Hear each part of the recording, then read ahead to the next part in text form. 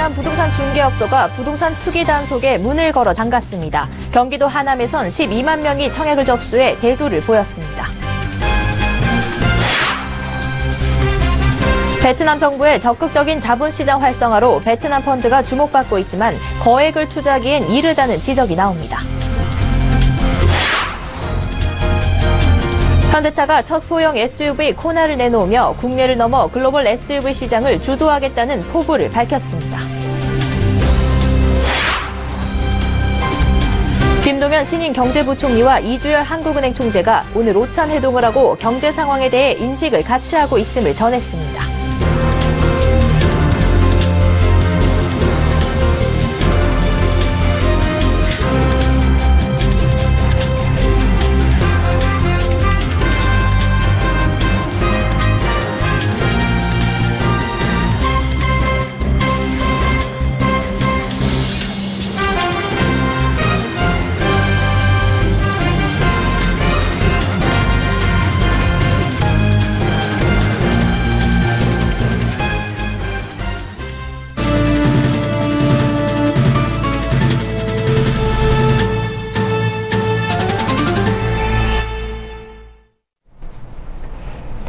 시청자 여러분 안녕하십니까? 센 경제 현장 양한나입니다. 서울 강남권 재건축 단지를 중심으로 부동산 시장이 과열 양상을 보이면서 수도권 일부 지역으로 확산되는 모습입니다. 정부는 오늘부터 지자체 등과 합동 단속반을 꾸려 아파트 분양권 불법 거래 등 부동산 투기 단속에 나서는데요. 강남권 공인중개업소들은 어제부터 문을 닫는 등 발빠르게 움직이고 있습니다. 반면 경기도 하남 오피스텔 청약 현장에선 12만 명이 넘게 접수에 나서 대조를 보였습니다. 보도에 정찬신 기자입니다. 서울 강남구 개포동의 한 재건축 단지 내 상가. 1층짜리 이 상가엔 20여 곳의 공인중개업소들이 빽빽히 몰려 있습니다.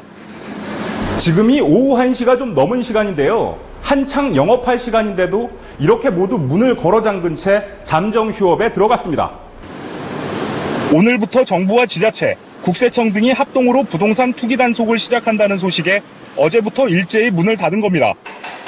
업계에선 이번 단속이 강남권을 겨냥한 것으로 보이는 만큼 이 일대 중개업소들이 문을 닫은 것으로 분석했습니다. 국토교통부에 따르면 이번 점검으로 서울과 지방의 시장 과열 우려 지역 등에서 분양권 불법 전매, 청약통장 불법 거래, 떴다방 등을 집중 단속할 계획입니다. 정부 단속에 숨죽인 강남권 부동산 시장과 달리 경기도 하남에서 청약 접수를 받은 단지엔 12만 명이 넘게 몰려 대조를 보였습니다.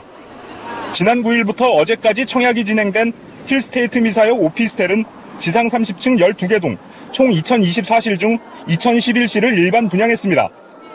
업계에선 청약금 100만 원만 내고 접수한 뒤 당첨되면 3천만 원가량의 프리미엄을 부첩할 수 있기 때문에 투기 수요가 몰린 것으로 분석했습니다. 지난 4월 수원 광교 컨벤션 꿈에 그린 오피스텔 분양과 비슷한 분위기입니다. 이 단지는 지상 최고 47층 3개 동, 총 759실 중 746실을 일반 분양했는데 64,749명이 접수해 평균 청약 경쟁률 86.8대 1을 기록하기도 했습니다. 지난달 말엔 계약을 시작한 지 한 달 만에 100% 계약을 달성하는 완판 기록을 세우기도 했습니다. 한편 김동연 부총리 겸 기획재정부 장관은 오늘 경제관계장관 간담회에서 최근 서울 등 일부 지역을 중심으로 이상 과열을 보이는 것을 면밀히 주시하고 있다면서 부동산 투기는 절대 좌시하지 않겠다는 확고한 의지를 재천명한다고 말했습니다. 서울경제TV 정창신입니다. 신흥국 투자에 대한 밝은 전망이 이어지면서 재조명 받고 있는 해외 펀드들이 있습니다. 베트남 펀드도 그중 하나인데요. 연초 이후 설정액이 꾸준히 증가하고 수익률도 비교적 높게 나오면서 투자자들의 관심도 커지고 있습니다. 전문가들은 베트남이 유망한 시장이긴 하지만 무턱대고 거액을 투자해선 안 된다고 조언합니다. 김성훈 기자가 보도합니다. 베트남 주식형 펀드가 다시 인기를 얻고 있습니다. 베트남 주식형 펀드 설정액은 연초 이후 지난 9일까지 350억 원 이상 증가해 현재 3천억 원에 달합니다. 수익률도 좋습니다. 지난 5일 기준 베트남 주식형 펀드의 최근 한 달 수익률은 3.73%로 2.87%인 해외 주식형 펀드 평균 수익률보다 높습니다. 연초 이후 수익률도 6.64%, 1년 수익률은 12% 정도입니다. 삼성자산운용과 한국투자신탁운용, 미래에셋자산운용 등 국내 자산운용사들도 지난해 베트남에 단독 투자하는 주식형 펀드를 줄줄이 선보였습니다. 한화자산운용도 어제 베트남 우량 기업에 투자하는 한화베트남 레전드 펀드를 출시했습니다. 이처럼 베트남 펀드가 재조명받는 것은 베트남 정부가 적극적으로 자본시장 활성화에 나서고 있기 때문입니다. 베트남 정부는 지난해 자본시장을 통한 국영기업 민영화 계획을 밝혔는데 이에 따라 오는 2018년까지 약 200여 개의 베트남 공기업이 민영화될 예정입니다. 베트남 국가증권위원회도 지난해부터 증시 선진화 정책을 시작해 증권사 대상 외국인 투자자 지분율 한도를 기존 49%에서 100%로 올렸습니다. 전문가들은 베트남이 아세안 5개국 중 국내 총생산이 두 번째로 높은 잠재력이 큰 시장이긴 하지만 거액을 투자해서는 안 된다고 경고합니다. 베트남의 경제 규모와 자본시장 규모가 아직 작기 때문입니다. 지난 2006년에서 2007년에도 국내 자산운용업계에서 베트남 펀드 붐이 일어 1조 원가량의 투자금이 모였지만 결국 큰 손실을 보았습니다. 베트남 펀드에 자금을 올인하지 말고 베트남 펀드를 포함한 포트폴리오로 분산 투자하는 전략을 택해야 한다는 것이 전문가들의 조언입니다. 서울경제TV 김성훈입니다. 장기 불황의 가성비, 다시 말해 가격 대비 성능을 따지는 소비자가 늘고 젊은 층을 중심으로 레저 인구가 증가하면서 소형 SUV를 선호하는 구매자가 늘어나고 있습니다. 이에 현대차가 소형 SUV 시장을 공략하기 위해 코나로 출사표를 던졌습니다.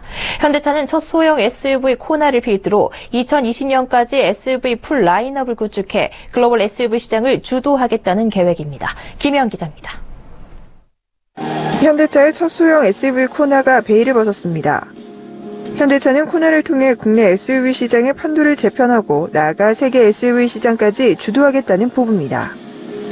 최초로 투입되는 소형 SUV로서 전 세계 고객들과 함께할 현대자동차 새로운 전략 차종입니다.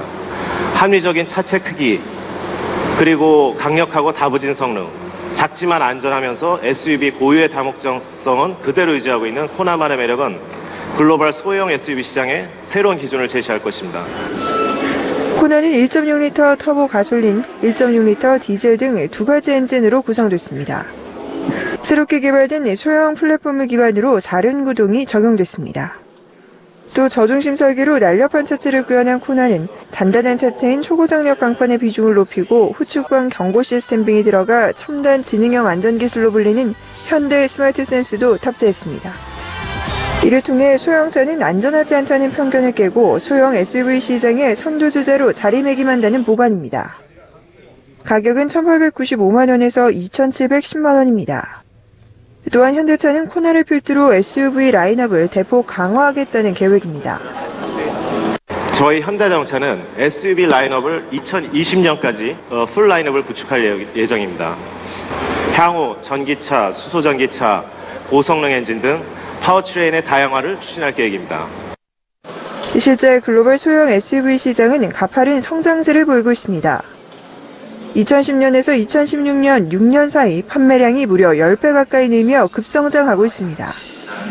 현대차의 야심작 코나가 국내 소형 SUV 시장의 절대 강자로 군림하고 있는 쌍용차의 티볼리를 넘어 글로벌 SUV 시장의 새로운 기준을 제시할 수 있을지 기대됩니다.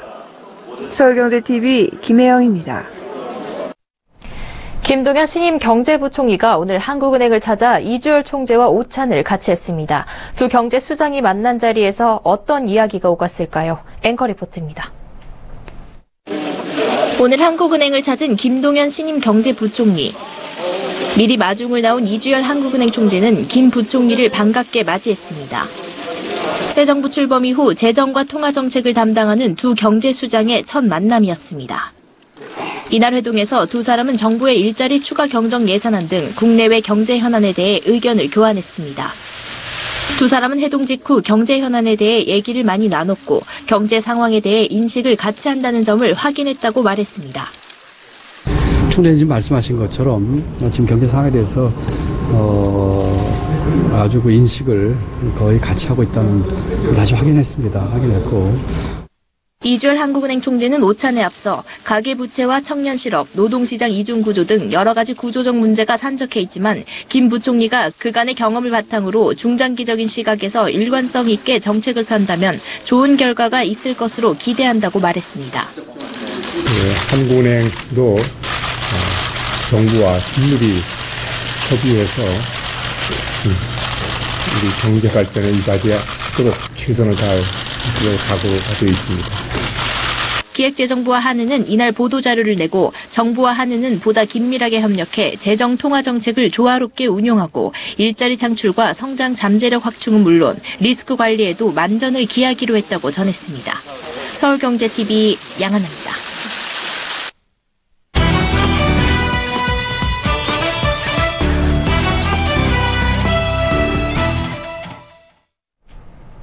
보건복지부가 건강보험 적용이 안 돼 환자가 병원비 전액을 부담해야 하는 비급여 항목을 줄이는 작업에 본격 착수했습니다.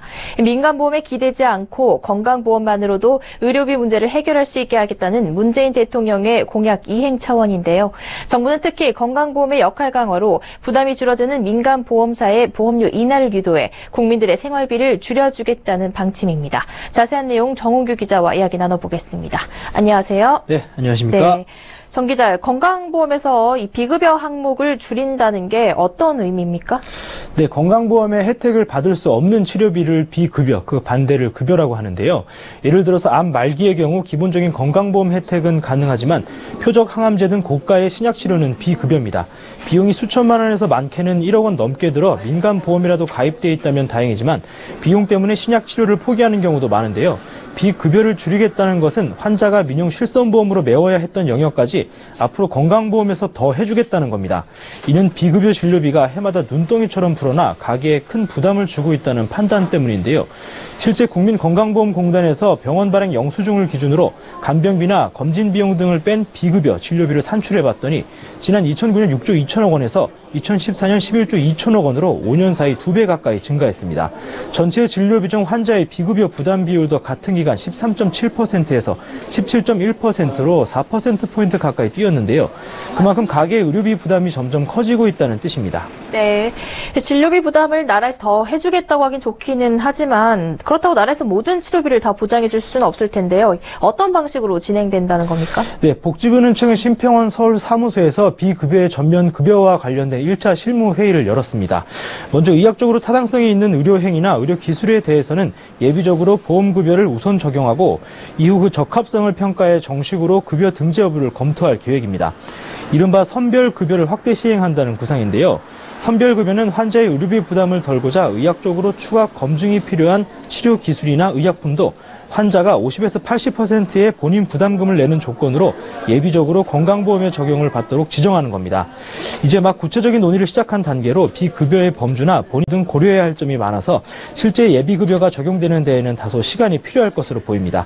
복지부는 의학단체 등이 참여하는 협의체를 구성해 구체적인 방향 설정과 항목 검토 등을 함께 논의하겠다는 입장입니다. 네, 이 비급여 중에서도 간병비와 선택진료비, 상급병 진료는 가계 등골을 휘게 하는 3대 비급여로 꼽히는데요. 정부가 특히 이 부분을 집중 개선하기로 했다고요? 네, 문재인 대통령의 공약인 국민 생활비 절감이라는 큰 틀에 맞춘 것인데요.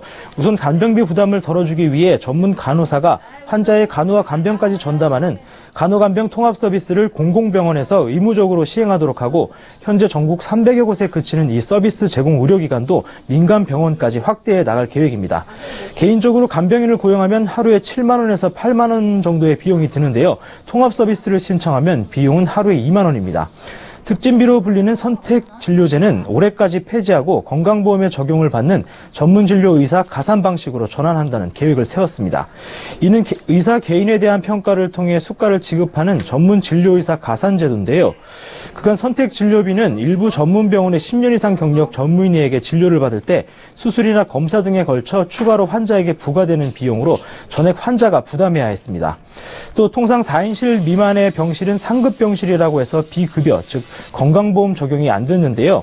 당장 내년부터 3인실은 물론 2인실까지 보험급여를 단계적으로 확대하는 방안을 검토하기로 했습니다. 네, 이 보험사들 입장에선 비급여 진료비 중 상당 부분을 건강보험에 넘기고 그만큼 또 보험금 부담을 덜 수 있을 거라고 생각이 되는데 막상 보험업계가 그다지 달가워하고 있지는 않다고요. 네, 정부의 비급여 축소가 결국은 보험료 인하 압박으로 귀결되는 탓인데요. 민영실손보험은 비급여 항목에 대해 보험금을 지급하는데 건강보험이 보장하는 영역이 늘어나면 민간 보험사의 지출이 줄어들고 그만큼 보험료를 내릴 수 있다는 게 정부의 논리입니다.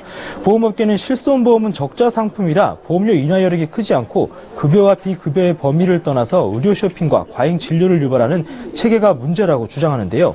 비급여 진료 수가 표준화와 전문기관 비급여 심사체계 마련 등이 선결돼야 한다는 설명입니다.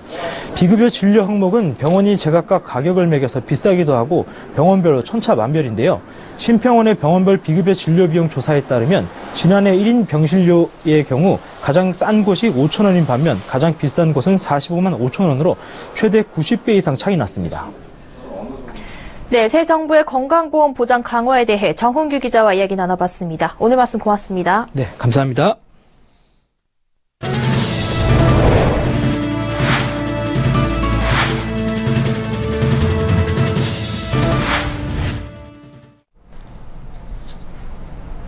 문재인 대통령은 오늘 통일부 장관의 조명균 전 청와대 비서관, 미래창조과학부 장관의 유영민 전 포스코 경영연구소 사장을 각각 내정했습니다. 또 여성가족부 장관의 정현백 성균관대 교수, 농林축산식품부 장관의 김영록 전 국회의원을 각각 발탁했습니다. 조명균 통일부 장관 후보자는 경기 의정부 출신으로 참여정부 청와대의 통일외교안보정책 비서관과 통일부 교류협력국장, 경수로 기획당 정책조정부장, 개성공단 사업지원단장을 역임했습니다. 2000년 1차 남북 정상회담 때 실무급으로 참여하는 데 이어 2007년 2차 남북 정상회담 추진에 깊숙이 관여했습니다. 조 후보자는 남북회담과 대북전략의 정통한 관료 출신으로 새 정부의 대북정책과 남북 문제 현안에 대한 이해도가 높고 정책기획부터 교류 협상까지 풍부한 실전 경험을 가진 정책통이라고 박 대변인은 밝혔습니다. 미래창조과학부 장관에는 유영민 전 포스코 경영연구소 사장을 지명했습니다. 청와대는 소프트웨어 개발자로 출발해 ICT 분야의 풍부한 현장 경험을 보유하고 있으며 기업 연구소장과 전문 경영인을 거치면서 쌓아온 융합적 리더십이 유 장관 후보자의 큰 장점이라고 설명했습니다. KT가 신용카드와 멤버십 카드, 교통카드를 하나의 카드에 담아 쓸 수 있는 클릭카드를 선보였습니다. 기존 신용카드와 동일한 크기인 클릭카드는 신용체크카드 10개, 멤버십 카드 10개, 선불형 교통카드 1개 등 총 21개의 카드를 담을 수 있습니다. 기존 모바일 간편결제와 달리 특정 스마트폰 어플리케이션이나 제조사 단말, 통신사에 상관없이 오프라인 가맹점에서 일반 카드처럼 쓸 수 있다는 점이 특징입니다. 카드 표면에 1.3인치 디스플레이를 통해 사용자는 교통카드 잔액과 멤버십 바코드 번호, 결제 카드의 종류를 한눈에 확인할 수 있고 내장된 리튬이온 배터리를 한 번 충전하면 3, 4주간 사용이 가능합니다. 또 전에 등록한 잠금 기능을 풀어야 사용이 가능하며 첨단 보안 방식인 토큰 방식을 탑재해 해킹 우려를 덜었습니다. 현재 클릭카드 등록이 가능한 카드사는 BC와 롯데, 하나 등 3개사로 KT는 올해 안에 국내 모든 카드사와 제휴를 맺어 서비스를 확대할 계획입니다. 클릭카드의 권장 소비자 가격은 10만 8천 원입니다. 금융위원회는 오늘부터 연 10% 안팎의 중금리 신용대출 상품인 사익돌 대출을 농협과 수협, 신협, 새마을금고 등 전국 3,200여 개 상호금융회사에서도 출시한다고 밝혔습니다. 상호금융권 사익돌 대출은 1인당 2천만 원까지 가능하고 대출 기간은 최장 5년이며 거치 기간 없이 원리금을 분할 상환해야 합니다. 대출을 받기 위해서는 소득 기준을 충족해야 하는데 연소득 요건의 경우 근로소득자는 6개월 이상 재직에 소득은 2천만 원 이상이고 사업소득자는 1년 이상 사업, 소득은 1,200만 원 이상입니다. 또 1개월 이상 연금 수령자와 1년 이상 농림업 종사자도 1,200만 원 이상의 소득이 있다면 대출이 가능합니다. 금융위는 전체 사익돌 대출 공급 규모로 2조 원을 잡은 가운데 기존에 출시된 은행과 저축은행이 각각 9천억 원, 상호금융기관이 나머지 2천억 원을 공급할 것으로 예상했습니다. 한국거래소 조사에 따르면 시가총액 1조 원이 넘는 코스닥 상장사 수는 24곳으로 지난 2010년 9곳보다 약 3배 늘었습니다. 1조 원 이상 코스닥 상장사의 업종은 정보기술과 통신기술, 바이오기술로 나타났습니다. 한국은행에 따르면 지난달 외국인의 주식 투자자금 유입액은 33억 6천만 달러로 4월보다 240%가량 늘었습니다. 이는 작년 7월 이후 10개월 만에 최대치입니다. 보건복지부와 대한적십자사가 지난해 직업별 헌혈자 수를 조사했더니 학생이 전체 49.3%를 차지했습니다. 헌혈자 중에서 학생의 비중이 50%에 미달한 건 2012년 통계 작성 이후 처음입니다. 세월호 선체조사위원회는 다음 달부터 1, 2층 화물칸 수색에 들어가기 전 레이저 빔을 활용해 화물칸을 포함한 선체 내외부를 3D 촬영하기로 했다고 밝혔습니다. 화물칸에는 차량과 컨테이너 등 화물과 진흙이 최고 7m 높이로 쌓여 있습니다.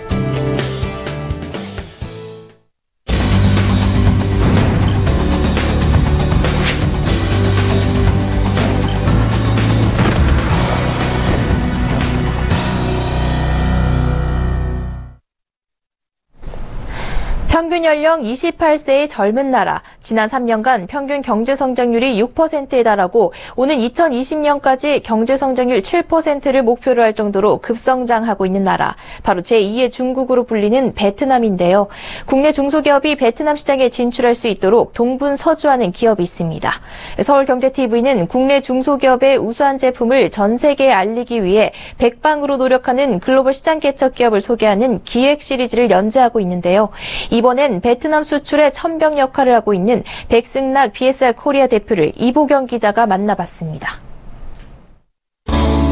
BSR 코리아의 백승락 대표는 20여 년간 중국과 베트남 시장 수출 컨설팅을 하고 있는 해외 마케팅 전문가. 백 대표는 대학 졸업 이후 초년병 시절부터 맨 땅에 헤딩하듯 글로벌 마케팅에 뛰어들어 온갖 우여곡절을 겪었습니다. 그러던 백 대표는 1990년대 말 국내 통신회사의 수출 컨설팅을 도우면서 인증의 중요성을 깨달았습니다.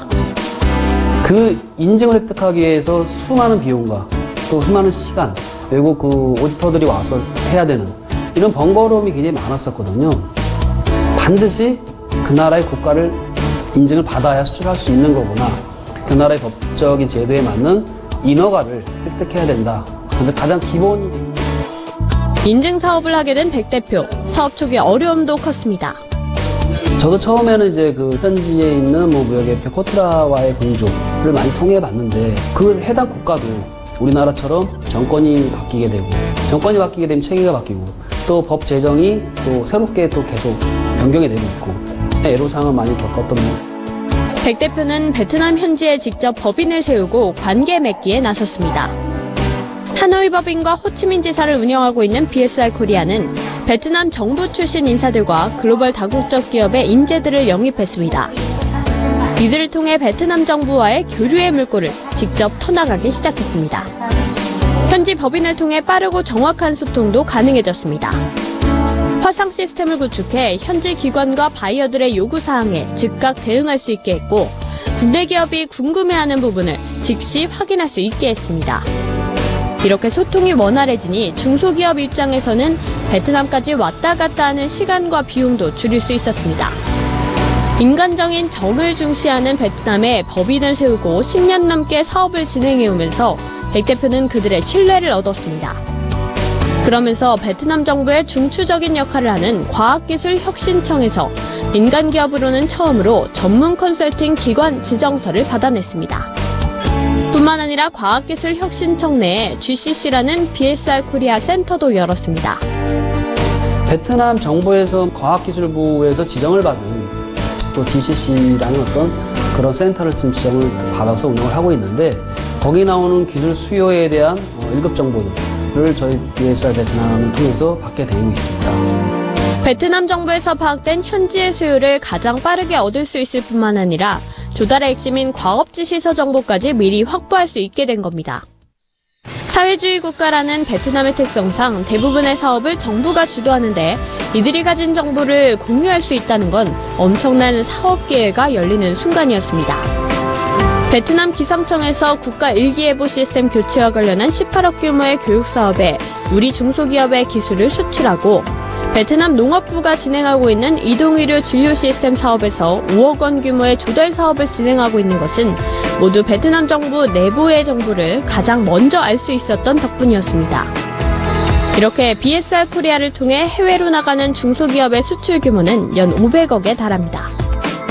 백 대표는 베트남에 주목하라고 목소리를 높입니다. 베트남 자체가 급속도로 성장하고 있을 뿐만 아니라 아프리카, 동남아, 아시아 등 앞으로 발전 가능성이 큰 남반구 지역 진출에 베트남이 거점이 될 수 있을 것이란 전망에서입니다.